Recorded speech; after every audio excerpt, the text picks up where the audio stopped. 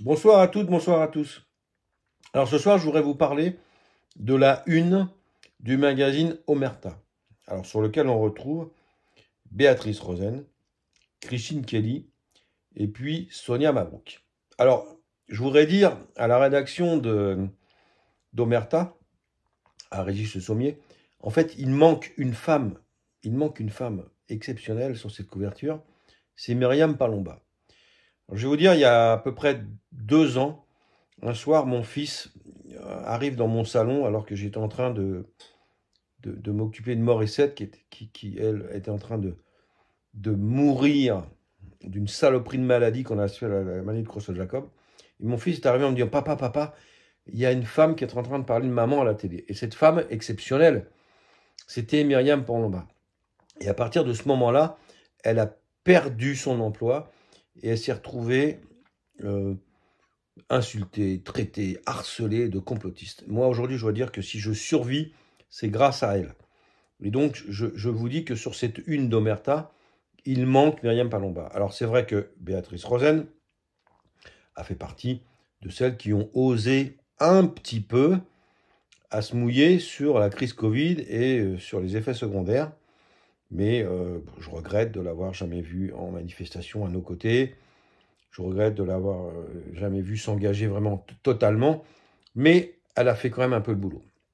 Quant à Christine Kelly, je dois vous dire à tous quand même, et là je m'adresse à Christine Kelly en particulier, c'est quand j'apprends, il y a quelques semaines, quand elle est chez Éric Morillo, qui a très largement lui aussi d'ailleurs utilisé la crise Covid pour faire monter son petit média alternatif, disons.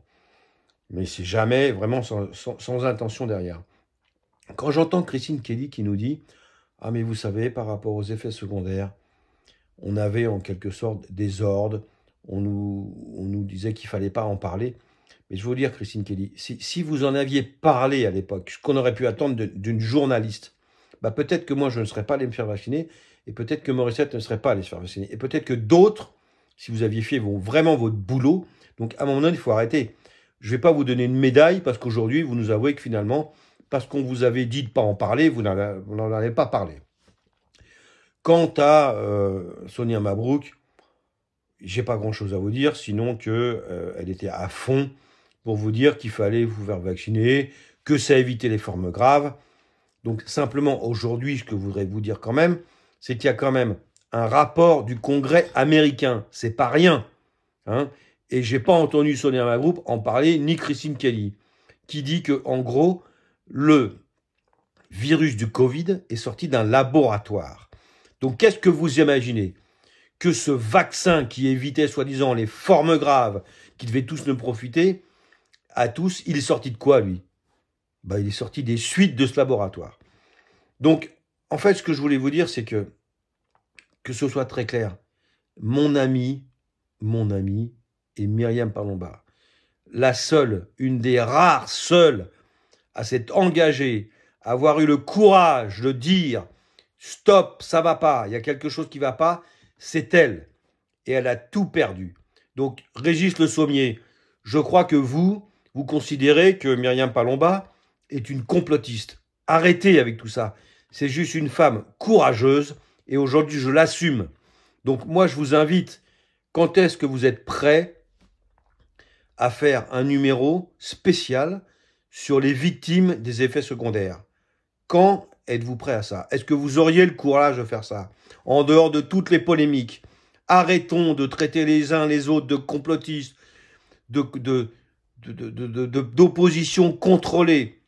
Et alors, je voudrais aussi quand même dire que chez TV Liberté, il y a aussi une femme formidable qui présente le journal, elle se reconnaîtra. Parce qu'elle aussi a perdu son papa, voilà, des suites de tout ça. Donc, en fait, mon coup de gueule de ce soir, il est simplement d'abord pour soutenir mon amie Myriam, parce que Myriam aujourd'hui elle a tout perdu.